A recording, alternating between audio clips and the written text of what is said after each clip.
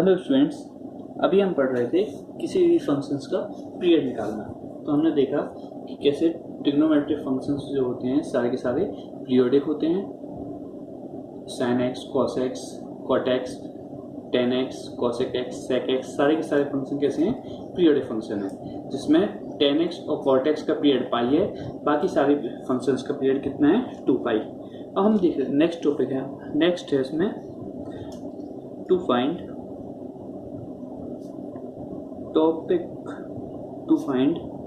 Period of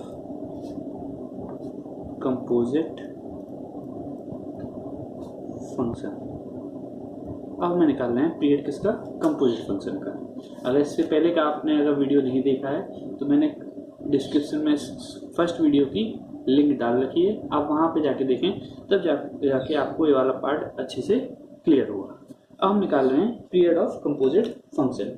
इसमें क्या है, अगर कोई भी हमारा f ऑफ gx एक कंपोजिट फंक्शन है, अगर इसमें gx हमारा पीरियोडिक है तो f ऑफ gx भी क्या होगा? पीरियोडिक होगा। क्या है इसमें? If gx is a periodic function, if gx is a periodic function with period t, then f of gx is also periodic। f of gx भी क्या होगा? एक पीरियोडिक फंक्शन होगा, और इसका पीरियड क्या होगा? is also periodic with period t। अगर gx हमारा कोई भी पीरियोडिक फंक्शन है तो f ऑफ gx भी क्या होगा? पीरियोडिक होगा, और इसका पीरियड कितना होगा? t होगा, अगर gx का पीरियड t है। एग्जांपल, फर्स्ट मैं लूं sign of cos x।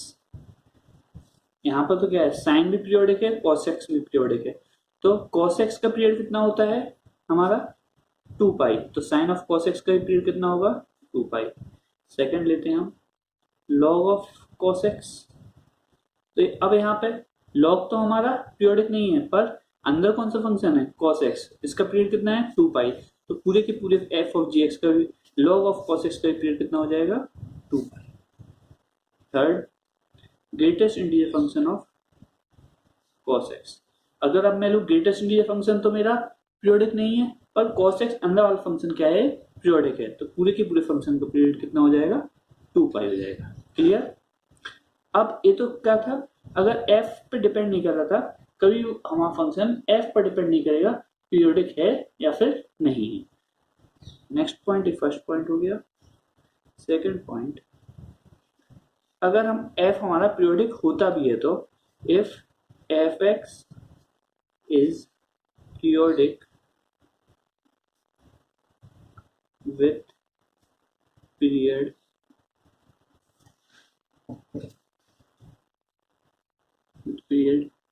t1 and gx is periodic with period t2, then f of gx will be, f of gx क्या होगा हमारा, हम देखते हैं। इसमें दो केसेस हैं। केस 1 है,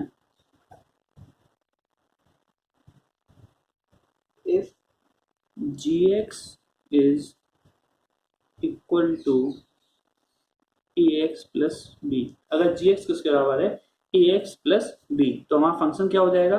f of ax plus b हो जाएगा, और इसका हमें पीरियड पता है, इसका पीरियड होता है t1 divide by mod a।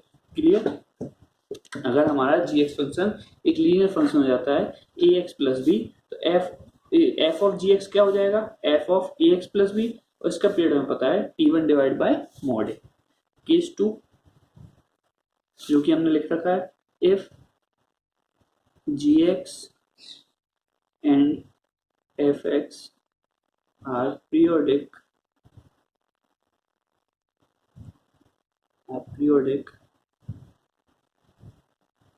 then f of gx is also periodic and its period is equal to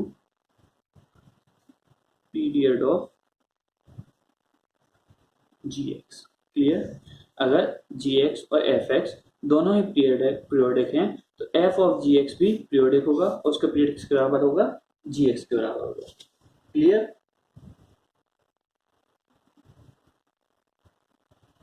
case 3, अगर gx हमारा ना ही पीरियोडिक है ना ही लीनियर है तो f ऑफ gx भी क्या होगा? हमारा नॉन पीरियोडिक होगा। If gx is not linear and not periodic, then f of gx is also not periodic। Clear? जो हमने हेडिंग ली थी इसमें हम उसमें एक चीज चेंज कर रहे हैं। If fx is periodic with period t1, gx को हम यहाँ पे कंसिडर नहीं कर रहे। क्लियर? gx का हमें यहाँ पे नहीं लेंगे। तो हमने क्या क्या देखा? अगर fx का पीरियड t1 है और gx किसके बराबर है? ax प्लस b के बराबर है तो f of ax plus b का पीरियड क्या हो जाएगा? t1 divide by mod a। और fx और gx दोनों ही पीरियोडिक हैं तो f ऑफ gx का पीरियड किसके बराबर हो जाएगा? gx के पीरियड के बराबर हो जाएगा। केस 3 में क्या है?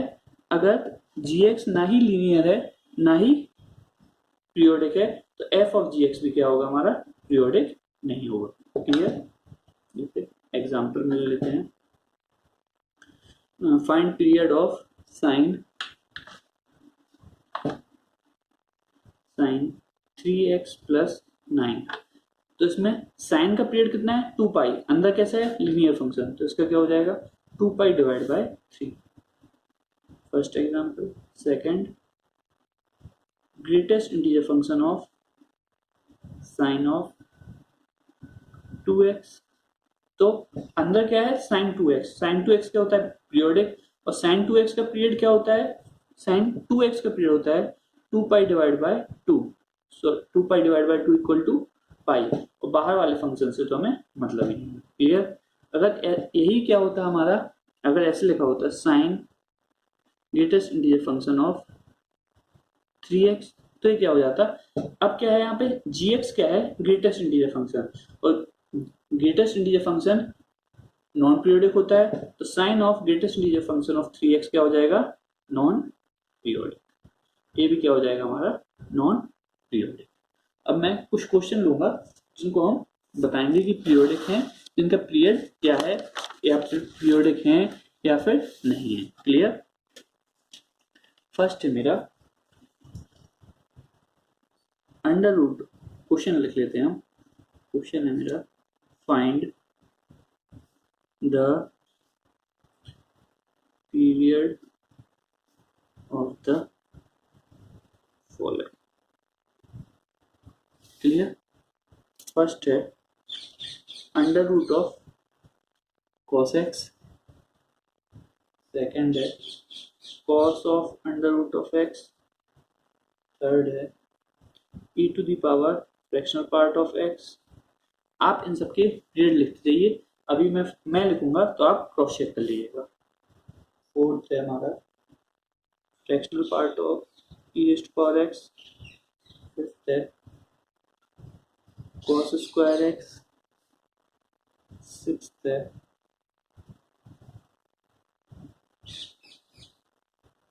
cos x square. सेवेंथ है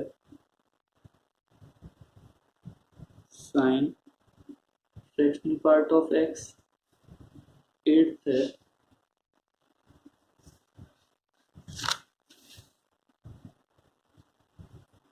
fractional part of sine x। Ninth है e raised to power sine of fractional part of x। Tenth है fractional part of e raised to power sine x।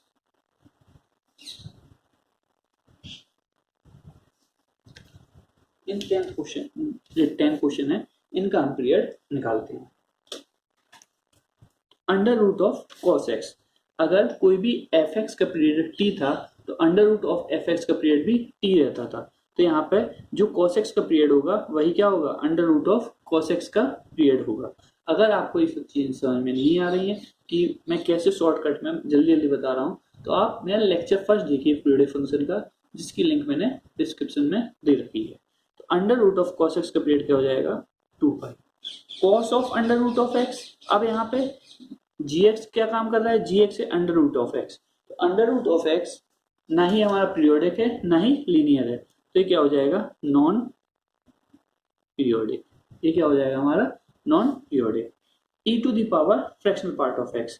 अब यहाँ पे अगर मैं बात करूं f ऑफ gx की बात कर रहा हूं, अगर कंपोजिट फंक्शन ले रहा हूं, तो f क्या है यहाँ पे, e to the power x, और gx क्या है, फ्रैक्शनल पार्ट ऑफ x।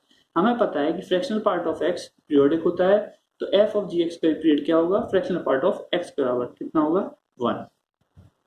अब फ्रैक्शनल पार्ट के अंदर है e to the power x, fractional part के अंदर क्या है, e to the power x। हमारा अंदर क्या है, gx क्या है, अब e to the power x, और e to the power x क्या होता है, नॉन पीरियोडिक, तो ये क्या हो जाएगा हमारा non periodic. cos square x, कल बताया था आपको, अगर किसी कोई भी ट्रिग्नोमेट्रिक फंक्शन है, लास्ट लेक्चर में बताया था, कोई भी अगर ट्रिग्नोमेट्रिक फंक्शन है उसके पावर में n जो कोई भी पावर है, अगर वो इवन है तो उस ट्रिग्नोमेट्रिक फंक्शन का पीरियड हो जाएगा पाई के बराबर। तो cos स्क्वायर x का पीरियड कितना हो जाएगा, पाई। cos x स्क्वायर क्या है हमारा, नॉन पीरियोडिक, तो ये भी क्या हो जाएगा, नॉन पीरियोडिक हो जाएगा। Sine of fractional part of x, अब अंदर क्या है, फ्रैक्शनल पार्ट ऑफ x, तो जो फ्रैक्शनल पार्ट ऑफ x का पीरियड होता है वही क्या हो जाएगा, sine of fractional part of x का पीरियड हो जाएगा 1। अब fractional part of sine x, अंदर क्या है, साइन x है, तो जो अंदर फंक्शन होता है वही क्या हो जाता है, पूरे कंपोजिट फंक्शन का पीरियड हो जाता है, तो इसका क्या हो जाएगा 2 पाई। यहाँ पर e raise to power sine of fractional part of x, सबसे अंदर कौन सा फंक्शन है, फ्रैक्शनल पार्ट ऑफ x, जो कि एक पीरियोडिक फंक्शन है, तो हमें बाहर वाले फंक्शन से मतलब ही नहीं। फ्रैक्शनल पार्ट ऑफ x का पीरियड क्या होता है 1, तो इसका भी क्या होगा 1। यहाँ पे fractional part of e raise to power sine x, अब यहाँ पे अंदर कौन सा है, साइन x, अंदर सबसे अंदर हमारा फंक्शन है, तो इस पूरे फंक्शन का पीरियड क्या हो जाएगा 2 पाई। क्लियर। एक और सेट ऑफ क्वेश्चन लेते हैं हम, जिनका हम पीरियड पता करेंगे।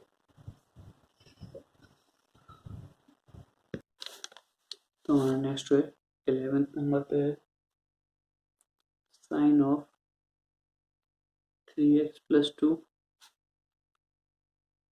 tan of 10x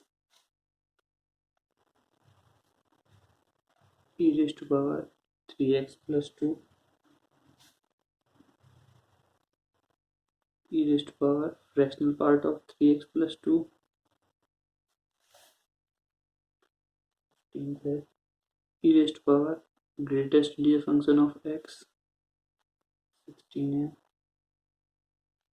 tan of fractional part of x 17 है, fractional part of 10x 18 है, greatest integer of 10x 19 है, tan of greatest integer of x 20 है, fractional part of greatest integer function of x 21 है, greatest integer of fractional part of x। इनके हमें period बताना है, तो मैं स्टार्ट करता हूँ 11 से। साइन ऑफ 3x + 2, साइन के अंदर कौन सा फंक्शन है, लीनियर फंक्शन, तो साइन का पीरियड होता है 2 पाई और डिवाइड बाय 3, तो 2 pi by 3। Ten of 10x का पीरियड होता है पाई, क्या है अंदर 10x, तो pi by 10।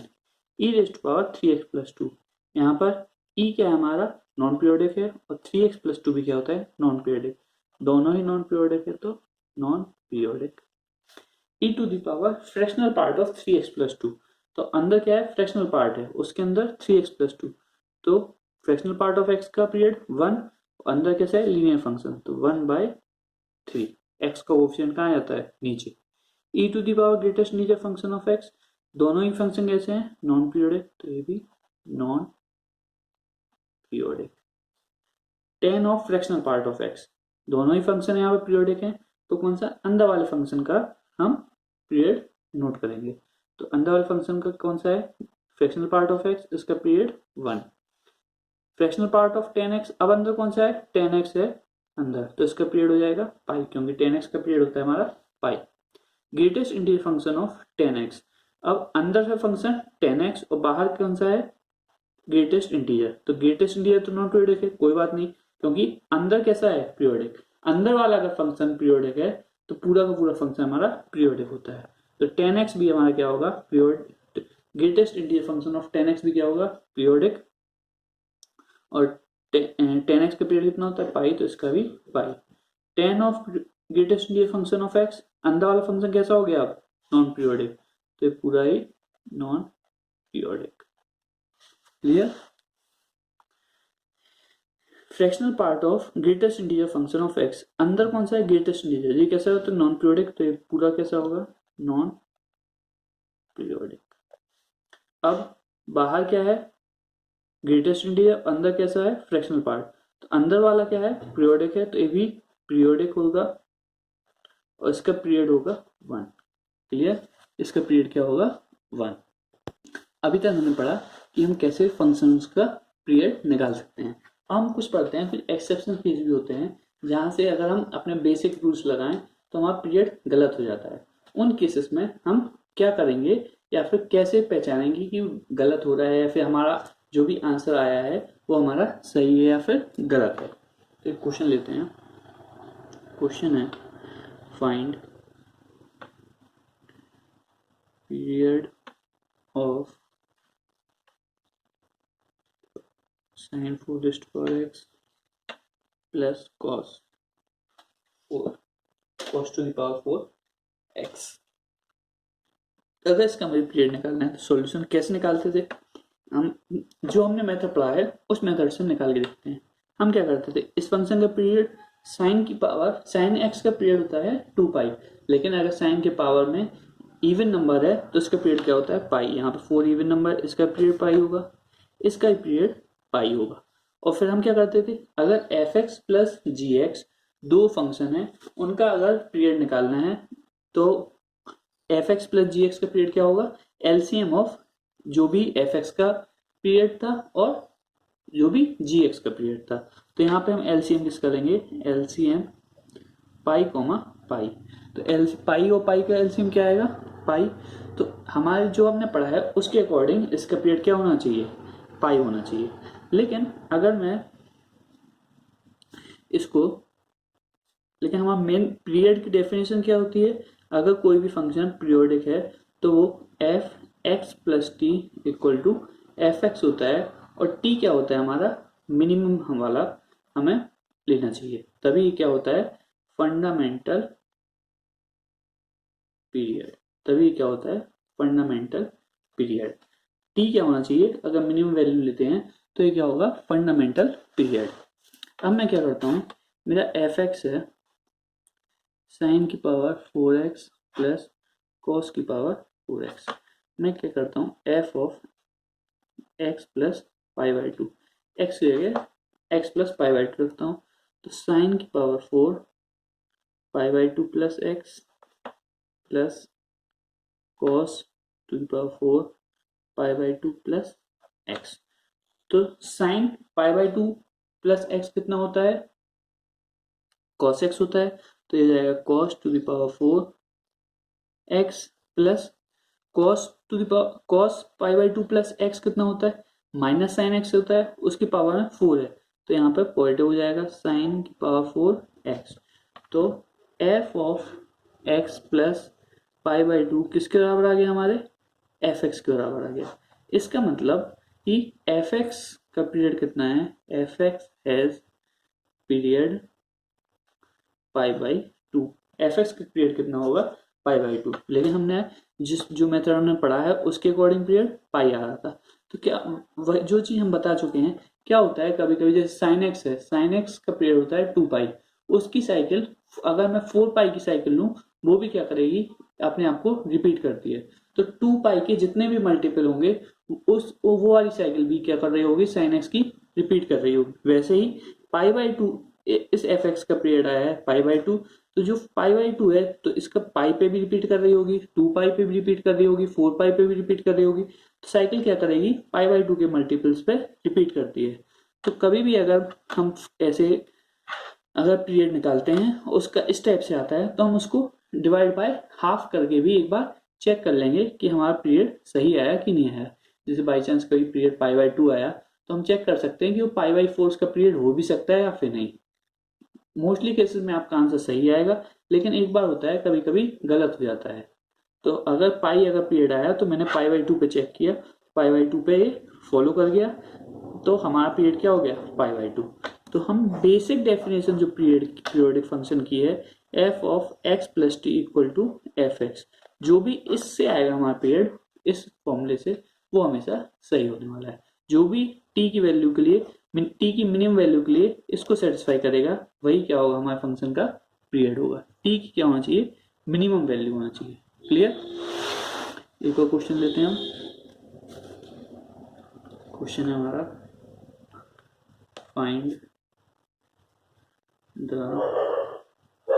Period of mod of sin x plus mod of cos x।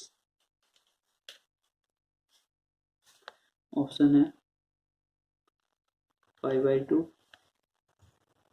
B है पाई/8, सी है पाई/4, डी है पाई।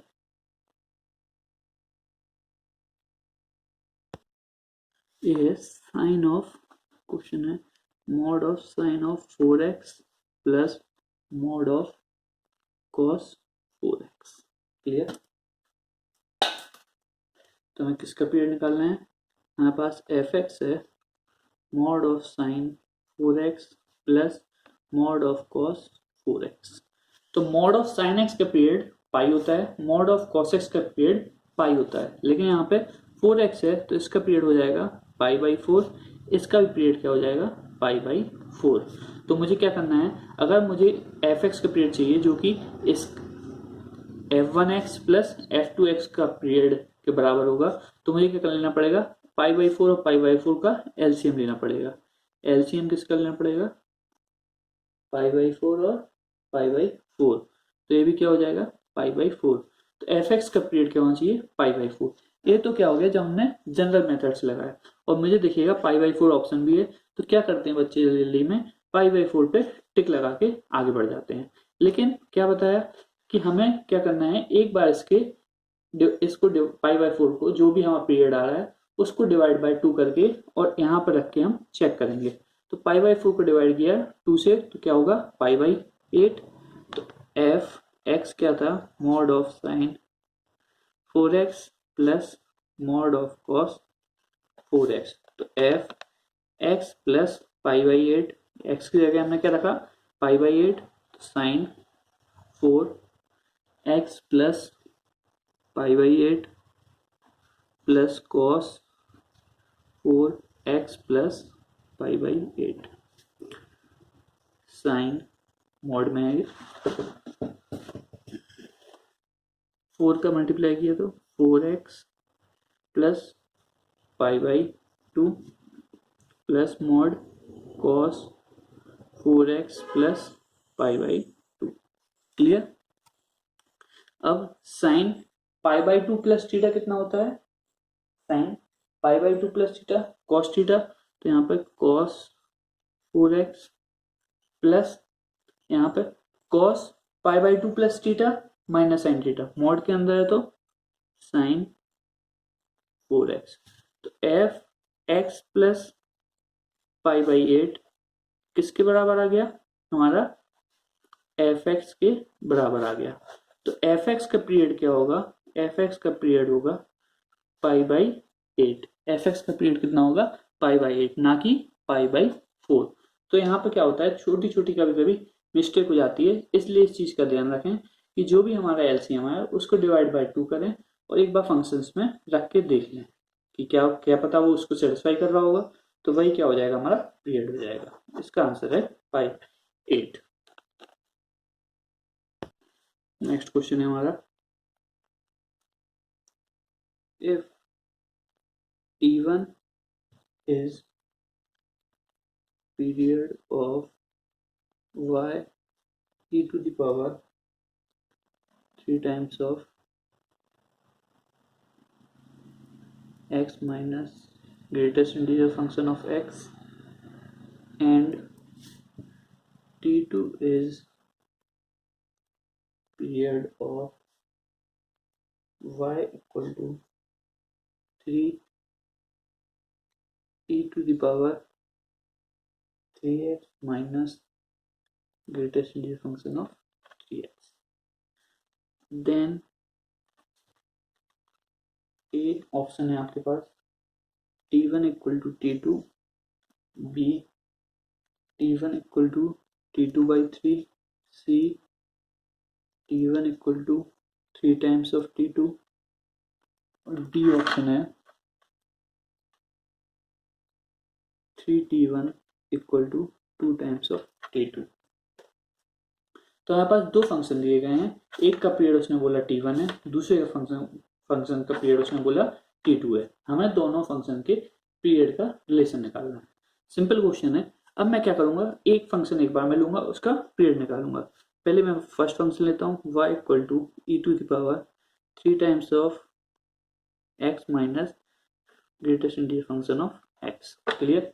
तो हमें पता है कि कोई भी नंबर x है उसको मैं कैसे लिख सकता हूँ, fractional part of x plus greatest integer function part of x plus fractional part of x। तो मेरा फ्रैक्शनल पार्ट ऑफ x किसके बराबर हो जाएगा, फ्रैक्शनल पार्ट ऑफ x बराबर हो जाएगा x minus greatest integer function of x। तो यहाँ पर x minus greatest integer function of x लिखा हुआ है, तो y equal to e to the power 3 times of fractional part of x। तो अब क्या हो गया, e to the power 3 times of fractional part of x। E क्या है, e to the power x क्या होता है, नॉन पीरियोडिक, लेकिन यहाँ पे अंदर कौन सा फंक्शन है, फ्रैक्शनल पार्ट ऑफ एक्स। तो इसका पीरियड क्या हो जाएगा 1, क्योंकि फ्रैक्शनल पार्ट ऑफ एक्स का पीरियड होता है 1। तो T1 की वैल्यू आ गई 1 के बराबर। क्लियर। T1 किसके बराबर आ गया हमारा, 1 के बराबर। अब देखते हैं हम T2 के लिए। T2 के लिए कौन सा फंक्शन दिया गया है, ये तो क्या था, फर्स्ट फंक्शन था फॉर T1, अब हम फॉर T2। सेकेंड पीरियड के लिए देखते हैं क्या है हमारा function, y equal to 3 times of e की power 3x minus greatest integer function of 3x।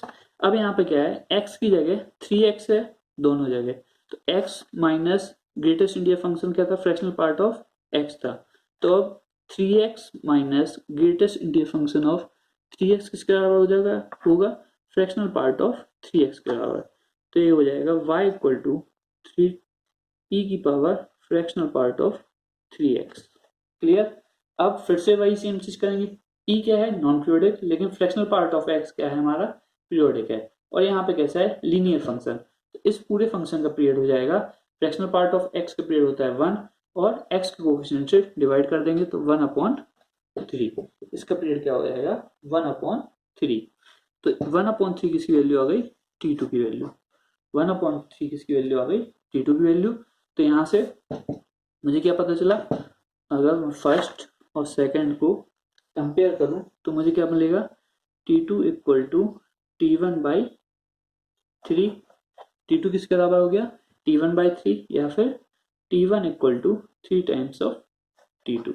यही हमारा फाइनल आंसर आएगा, जो कि ऑप्शन सी था। क्लियर। नेक्स्ट क्वेश्चन लेते हैं।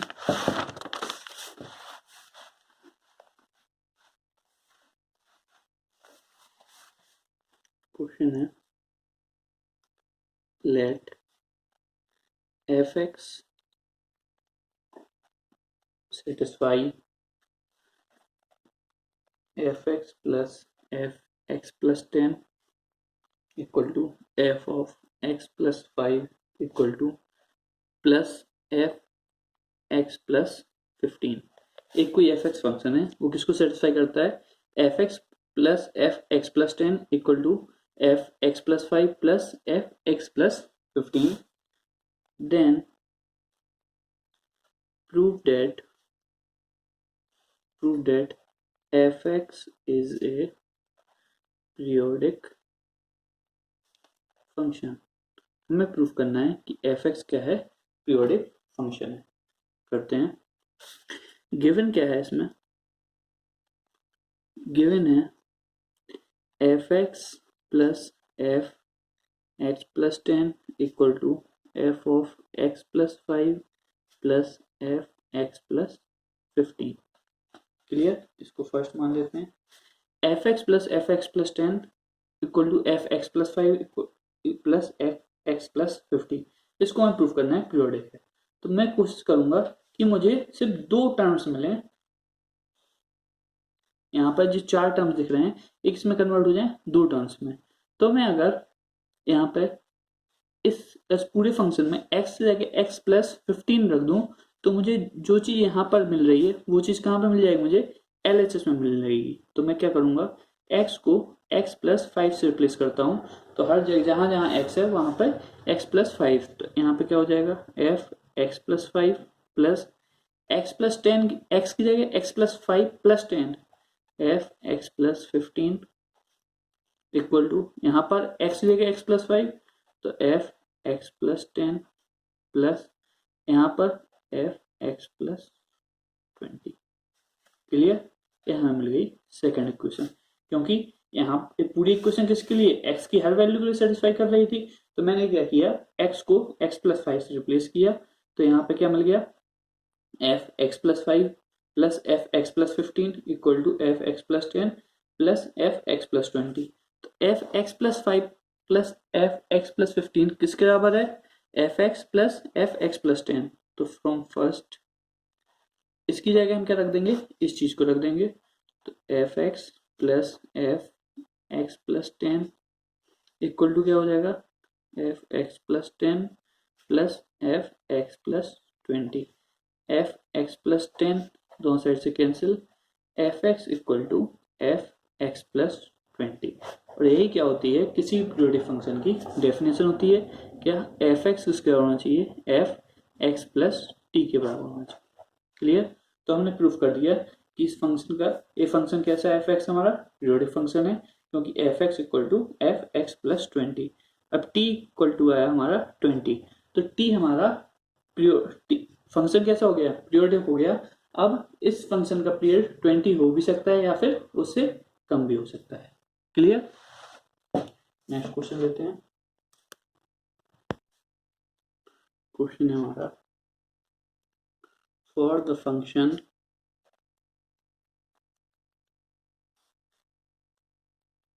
satisfies fx plus fx plus 3 equal to 0 for all values of x belonging to real number,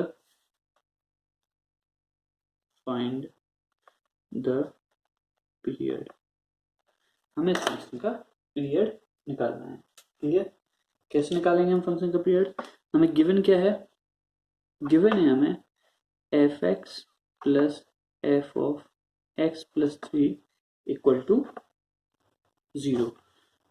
तो हम क्या करेंगे, इसमें x की जगह क्या रखेंगे, x प्लस 3 रखते हैं। x की जगह क्या रखा, x प्लस 3, इसको फर्स्ट इक्वेशन नाम दिया। तो यहाँ पे क्या हो जाएगा, f x plus 3 plus f x plus 6 equal to 0। F x plus 3 plus f x plus 6 equal to 0, इसको देते हैं हम सेकेंड इक्वेशन। अगर मैं अब फर्स्ट में से सेकेंड को सेपरेट कर दूं, तो एफ एक्स प्लस 3 कैंसिल हो जाएंगे। क्या बचेगा, f x minus f x plus 6 equal to 0। तो एफ एक्स इक्वल टू क्या आ गया, एफ एक्स प्लस 6। तो ये हमारा किस फॉर्म में कन्वर्ट हो गया, f x equal to f x plus t. तो यहाँ पे हमारा टी क्या होता है, पीरियड ऑफ फंक्शन। तो एफ एक्स का पीरियड क्या हो जाएगा, सिर्फ 6। F x has period equal to 6। Clear. F x कोई हमारा जो फंक्शन था उसका पीरियड कितना हो जाएगा हमारा 6।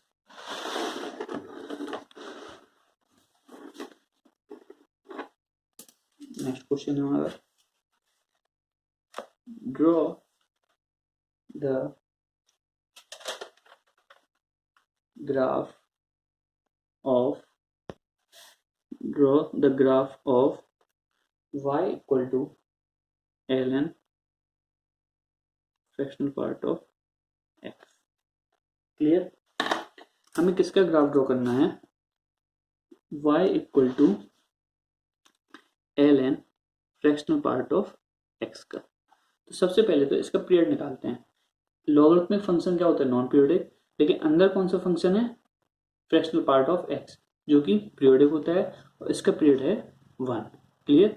इसका पीरियड है 1, मतलब y equal to ln fractional part of x का इस पूरे फंक्शन का पीरियड कितना हो गया 1।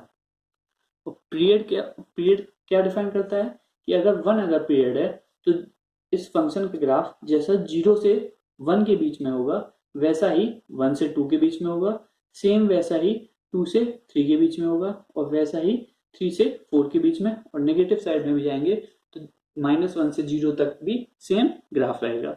तो हमें क्या करना है, अगर मैंने पता कर लिया अब इस फंक्शन का ग्राफ क्या है 1 है, तो मुझे क्या करना है, सिर्फ ग्राफ कहाँ पर ड्रॉ करना है, 0 से 1 तक का ग्राफ ड्रॉ करूंगा और बाकी में मैं सेम का सेम लेता जाऊंगा। तो अगर मैं सिर्फ exponent y equal to ln x का ग्राफ देखूं तो क्या होता है, इस प्रकार से होता है। ये कौन सा पॉइंट होता है, 1,0।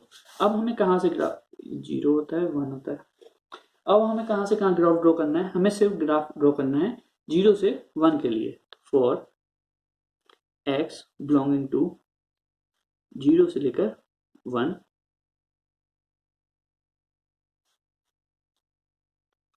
y equal to ln fractional part of x। Clear. अब मैं क्या करता हूँ, फ्रैक्शनल पार्ट ऑफ x का भी ग्राफ देखिए आप। फ्रैक्शनल पार्ट ऑफ x का ग्राफ क्या होता है, इस प्रकार होता है।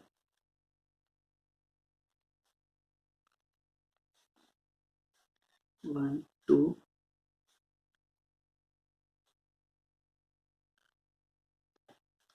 अगर मुझे कहाँ पे लेना है, x कहाँ से कहाँ लेना है, 0 से 1 तक। तो मैं x की अगर वैल्यू 1 लूंगा तो ग्राफ क्या देगा, 0 देगा, और 0 पे 0 देगा। तो 1 से लेकर लेकिन 1 तक, 0 से लेकर 1 तक मैं अगर x की कोई भी वैल्यू लूंगा, यहाँ पे एंगल कितना बनता है 45 डिग्री। इस लाइन की इक्वेशन होती है y इक्वल टू एक्स, मतलब कि यहाँ पर जो भी x कोऑर्डिनेट होगा वो यहाँ पे y कोऑर्डिनेट। अगर मैं यहाँ पे 0.5 लेता हूँ तो यहाँ पे भी कितना देगा ये 0.5। क्लियर। तो यहां से क्या पता चलता है, अगर x 0 से 1 तक बिलोंग करता है तो मेरा क्या बता रहा था मैं, अगर x मेरा 0 से 1 तक बिलोंग करता है तो x किसके बराबर होगा, फ्रैक्शनल पार्ट ऑफ x के बराबर होगा। फॉर x बिलोंगिंग टू 0 से लेकर 1, फ्रैक्शनल पार्ट ऑफ x किसके बराबर हो जाएगा, x के बराबर। और हमें ग्राफ भी कहां पर हम ड्रॉ कर रहे हैं, अभी x का 0 से 1 तक के लिए ड्रॉ कर रहे हैं। तो फॉर x बिलोंगिंग टू 0 से लेकर 1, y equal to ln fractional part of x, और 0 से 1 तक के लिए फ्रैक्शनल पार्ट ऑफ x किसके बराबर है, x के बराबर। तो y इक्वल टू हो जाएगा ln x। ये क्यों है, क्योंकि हमने देखा कि 0 से 1 तक जो हमारा फ्रैक्शनल पार्ट ऑफ x की लाइन होती है y इक्वल टू एक्स, तो जो चीज यहाँ पर होगी वही वैल्यू क्या देगा, y एक्सिस पे वैल्यू देगा, मतलब फ्रैक्शनल पार्ट ऑफ x के बराबर हो जाएगा, जो भी x के बराबर हो जाएगा। y equal to fractional part of x के बराबर होगा, x के बराबर। कहाँ से कहाँ तक, 0 से 1 तक। तो हमने अभी x की कौन सी वैल्यू ले रहे थे, सिर्फ 0 से 1 तक ही ले रहे थे। तो y equal to ln of fractional part of x के बराबर हो गया y equal to ln x। तो देखते हैं इसी ग्राफ में देख लीजिए, तो जब x 0 से 1 तक, x 0 से 1 तक ए वाला, तो हमारा पूरे में ग्राफ कौन सा रिपीट होना है, ए वाला पार्ट रिपीट होगा। तो 0 से 1 तक ड्रॉ करते हैं। 0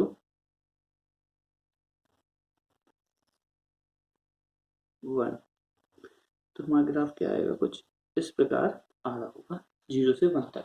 अब हम क्या नोट कर चुके हैं पहले ही कि y equal to L N, fractional part of x क्या है, पीरियोडिक, जिसका पीरियड क्या है 1।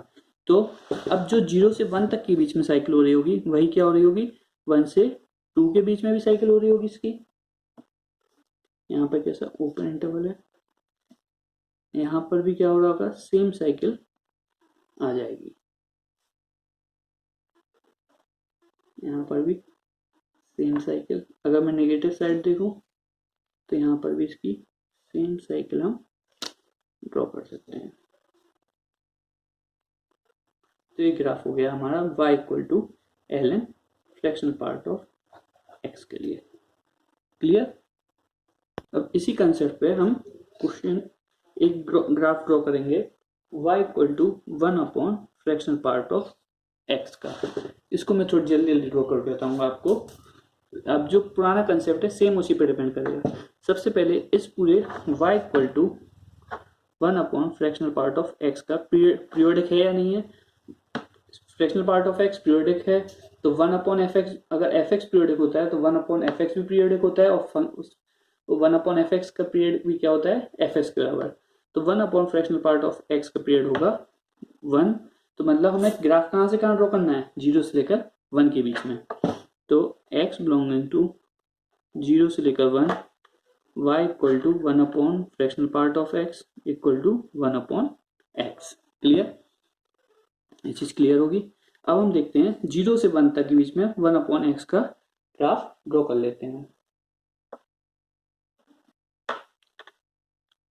0 1,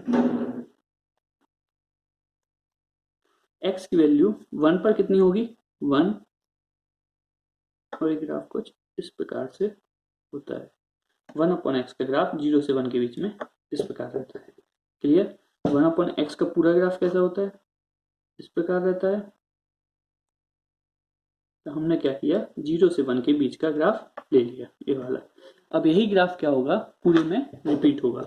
तो अगर मैं इसका पीरियड जैसे 1 था तो 0 1 2 3 -1 -2 और ये हो गई 1। तो ग्राफ किस प्रकार दिखेगा, इस प्रकार ओपन इंटरवल।